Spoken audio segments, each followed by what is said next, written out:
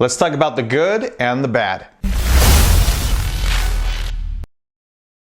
What's up guys, Andrew here on my channel, Gear Inc., where I get to share what I'm passionate about with you. And on my channel, it's PC tech, games, and gear. Before we get started in this video, huge shout out. I'm so excited for this year for the content coming out on my channel. So I normally do this at the end, but thanks to my patrons, my Twitch subscribers, everyone who supports me and uses my affiliate links for like Amazon and Newegg, guys, you make the channel happen in a big way. I'm completely self-funded. And as I always say, if you want to support me directly through any of those means, I'll take care of you. We do a lot of giveaways on my channel. I don't want to tie those specifically to subscriber goals, but let's see if we can hit maybe 20,000 subscribers by the end of the year. I'd love to double the size of my channel within the year, at least that's my personal goal. So anyway, all that aside, today's topic, AMD, the keynote speaker for CES, yes, it came out. So there are a couple things in this video that I just want to touch on. The full video will be linked in the description down below. So if you want to watch it, feel free. There's a lot of good, good information there. But there are three things that kind of caught my eye. So first off, Vega 2.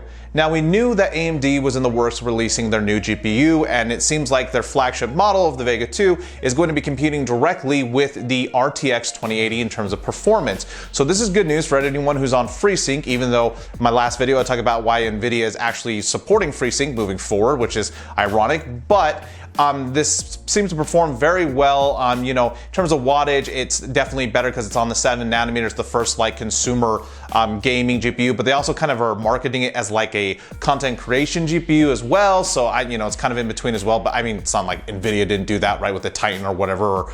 And so anyway, so that being said, this GPU is kind of meh.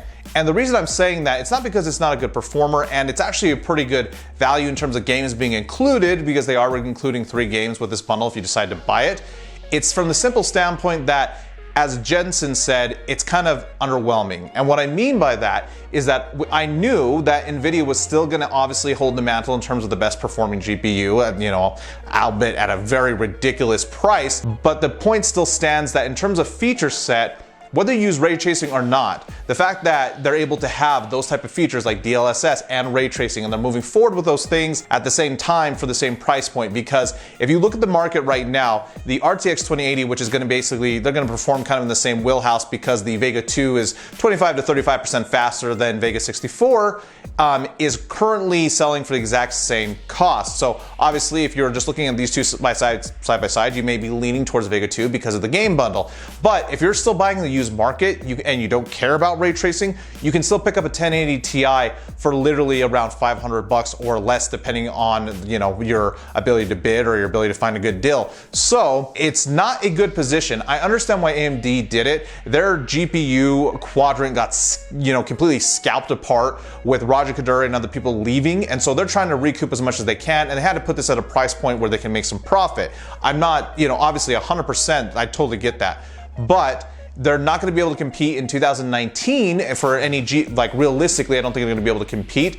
The main market is way down below what they're currently selling these cards for, right? Most people who buy GPUs, it's between that $150 to $300 sweet spot. And on top of that, Intel is coming right around the corner with a much bigger R&D budget. And so I fully expect them to kind of smash AMD in the GPU market in 2020, just because in terms of the money behind them being able to push their product and again, research and development. But that's just my hunch. Now that was interesting. Something else that caught my eye was the whole Google stream thing. So basically AMD teamed up in October with Google to create a Chrome streaming service, and it looks actually fairly decent. It's a 60 FPS to kind of showcase this little 60 FPS 1080p stream, and it looked good. And I'm all for more streaming out there in terms of availability and accessibility, so I'm kind of follow that, but I thought that was kind of an interesting point. And of course, the thing that I cared about the most, and I was very pleased to see, Ryzen 3 is what it is, but it's Zen 2,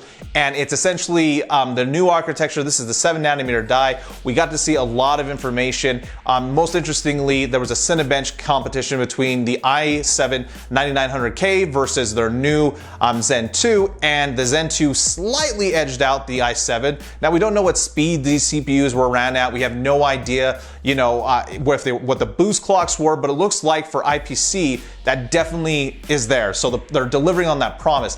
And it was at a way lower wattage, which is really interesting because they're not releasing the product right now. It's probably gonna come out, I'm hoping Q2, but realistically it may not be. But either way, they're getting these CPUs out, as fast as they can. and they have enough time to continue to develop it. By the time they release, they may even be better, which is great. And it's at a lower wattage. Now, if they can deliver more cores like they have, because they showed the CPU die where there's actually some empty space that they could add in more cores, or maybe some graphics or something like that in an APU, then I'll be 100% for it, because that's gonna only help everybody. Like, the competition factor of that will be great, because it would make AMD objectively faster than Intel for the first time in forever. And they need to be, because if they don't deliver on that, Intel's 10 nanometer will probably not be ready to ship until the very end of the year, at the very soonest, let's say. But it's possible that the performance of their 10 nanometer will potentially beat out what Zen 2 has to offer. So the first time in a long time, we may have this leapfrog of performance and power and money and value, and I can't wait to see it. But we got to see a little bit more of these CPUs, and you bet that I'll be upgrading to one when they drop. So anyway, guys, that's just kind of my opinions on what I got to see today. If you want to watch the whole video down below, you can, but I just wanted to share my thoughts on what I saw, or what I saw was valuable. And of course, if you like this video, you can leave me a big thumbs up. If not, go ahead and leave me a thumbs down. Remember to get subscribed and hit the bell icon so you know when these videos drop. I'm probably going to be doing a giveaway before the end of the month. Like I said, I don't want those to be tied to subscribers. I want to grow organically. At the same time, I want to say thanks to everyone who's made my channel such a success in 2018. I can't wait to see what this year is going to hold. As always, I'm going to make these videos whether you watch them or not, but I hope you do, and I hope to see every single one of you next time here on Gear Dink. Yeah, I can't get the mic. I'm still trying to get the mic. Half this video was just me trying to get the mic.